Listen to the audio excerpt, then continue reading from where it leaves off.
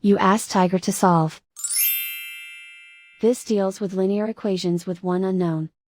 The final result is x equals negative 65 over 27.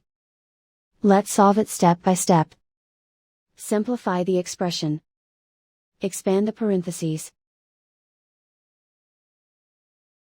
Multiply the coefficients. Simplify the arithmetic.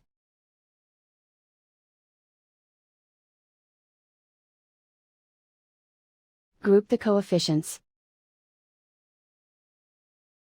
Convert the integer into a fraction. Combine the fractions.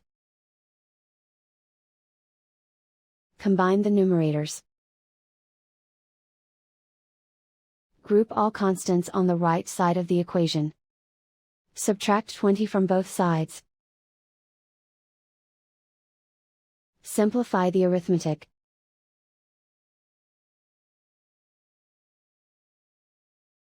Isolate the x. Multiply both sides by inverse fraction 5 over 27. Group like terms. Multiply the coefficients. Simplify the fraction. Multiply the fractions. Simplify the arithmetic. And so the final result is x equals negative 65 over 27.